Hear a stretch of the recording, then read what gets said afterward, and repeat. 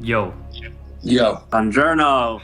Hey. Matti. How's it going? Hey, brother. How you doing? Hello. I'm Gaston. I'm from Argentina. I'm Yurki from Finland. Grace from Indiana. Tokyo. I'm from New Jersey. North Macedonia. El Salvador. My name is Ayola from Nigeria. So how's LA? Everything's closed, so I'm just kind of stuck. It's pretty quiet. It's weird. It's like every day you look out the window, it looks like an early Sunday morning. Look at our beards, first of all. I know. The day after we left, we got an email from the building, and they were like, someone in the building tested positive for COVID-19. It's been pretty scary for me, like not knowing what, like when he comes home from work, whether he's going to have symptoms or if like in a couple of days he's going to develop them. So it's like, when you're isolating, you have like, once like the 14 days is up, you don't have it. But for us, like the timer just keeps starting over every single day. So the worst is like the game, like that. Do you wear the gloves now? At what point do you? Oh man, now I take off one glove. I do clean hand, dirty hand was a thing that I learned in hazmat. I had that Bali trip with 20 people, and we had to call that off. Obviously, that was like one of the first things where it really affected me personally. Carrie's home all the time now. She's a school teacher, and they just closed off all the schools for the rest of the year. We are 1 week into our official lockdown. It's eerie. Just being out, going to work, and not seeing cars. I'm a senior in college, so my semester's kind of come to a halt, graduation postponed. Thousands of pounds worth of work just gone. I lost all my traveling gigs, so that was all my work for April and May, and now weddings are starting to get canceled. The more crew-based stuff, I mean, it's just all shut down. That's been pretty intense, for sure. My wife ended up losing her job, so she had to file for unemployment. So she's a part of the 6 million Americans who did that last week. All our weddings are postponed.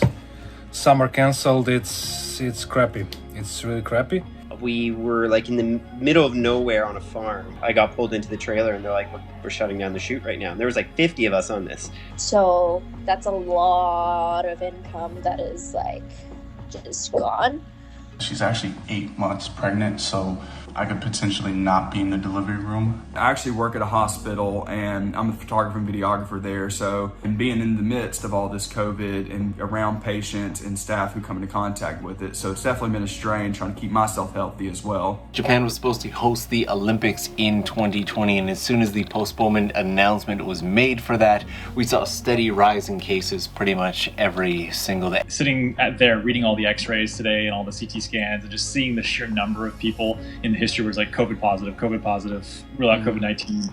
And even comparing to say a week ago, it's crazy how much it's increased. People and a lot of people who are sick in different age groups too. Like a lot of young people who have some pretty messed up looking lungs that you wouldn't expect otherwise. I'm in the Army here in the United States. My wife is about 1,500 miles away back home, and I haven't seen her since most of this stuff happened. And I work as a video editor for the news, dealing like the whole day with the news about the COVID-19. It's quite a bit of stress. This is a wartime situation where there's a select group of people who are fighting, putting their lives at risk for the larger population. We're just like trying to take as many precautions as possible. Like when he gets home, just like doing the whole sanitation process of wiping everything down with Lysol and cleaning the scrubs and in the shower right away, and the phones and the keys and the glasses and everything get, clean. I can't imagine, because I'm already stressed enough going to the grocery store. People running the grocery stores are the unsung heroes, man. Yeah. They're there. And I've had this conversation even before COVID with my brother about how ungrateful we go into Starbucks. You go jump on a Subway and there's a person who takes your ticket. You go to the fast food restaurant, there's someone who made those French fries. And it's like, we need these people. We need everyone. Everyone plays a part in society. I've had a lot of successes in the last few years, like in that front, and a lot of it has to do with moving here. And I felt a little bit, on some level, like it would be crappy of me to like come here for the good part and not stay for the bad part. Right. You know what I mean? Yeah. The real shortage is the N95 masks. I've been told we're at, quote, critical low supply. Oh, that's so scary. Yeah. So, I mean, you can't treat patients if you don't have the proper protective equipment. They'll say, well, I have to treat this patient. They'll expose themselves. But then they'll get sick. Yeah. And then they can't treat anybody else. About coping with this, I am not coping that well. I actually shaved my head. I mean, I think the biggest thing for me has been like helping my kids process it. You know, they went from kind of full on like having their life to like everything getting shut down like very quickly. On the bright side, I've been playing a whole lot of Oculus Quest. Mentally, when you put it on for a little while, you almost forget that you're inside of your living room. You take it off and you're like, oh yeah, I'm still here.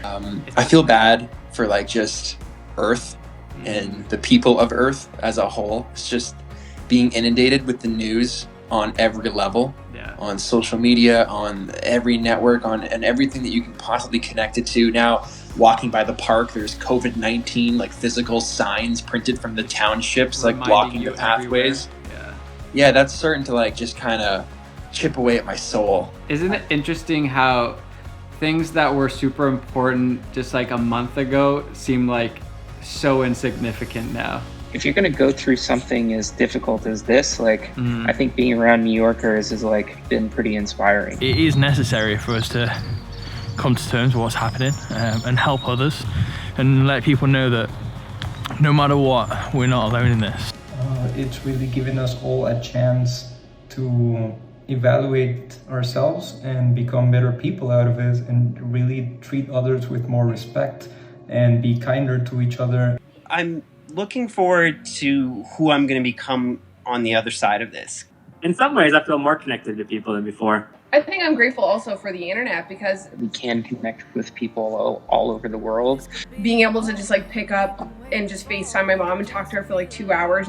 I feel distant physically, but emotionally I feel connected with the people I love, and I'm really grateful for that. I just check in with them. I ask them how they're doing, just making sure that if they have something on their mind, we can talk through it. Community, coming together, helping each other out. People are helping each other. People are being very positive. This truly is global and gives us as humanity the opportunity to unite as one. I feel like it'll bring the world together, like the whole world.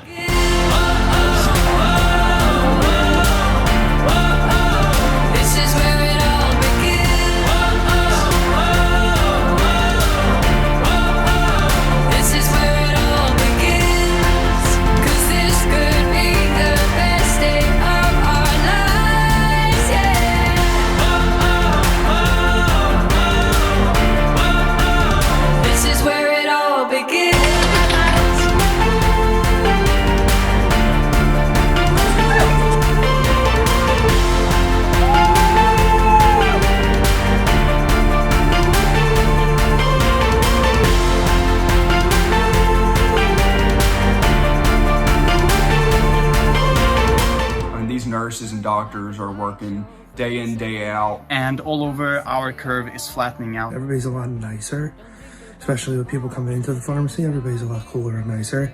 You know, once this is all over, I think people will be thankful.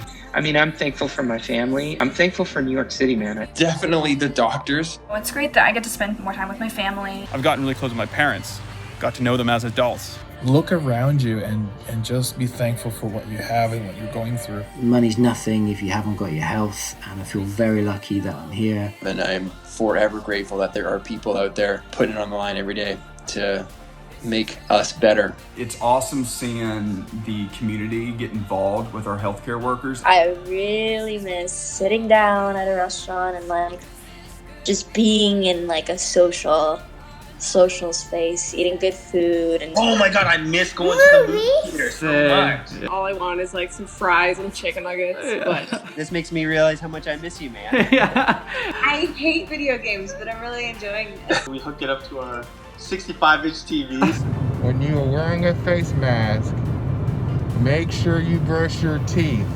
because that funky smell you be smelling, that's your breath.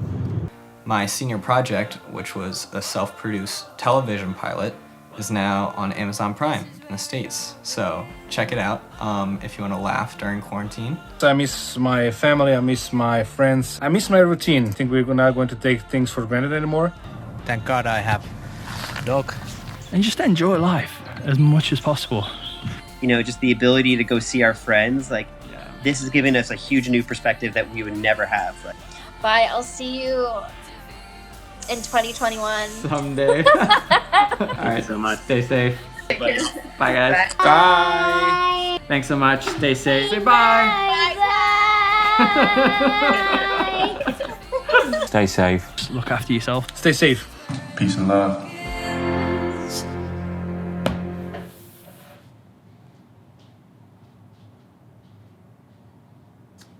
Hey! Who are you clapping for, Win? The healthcare providers.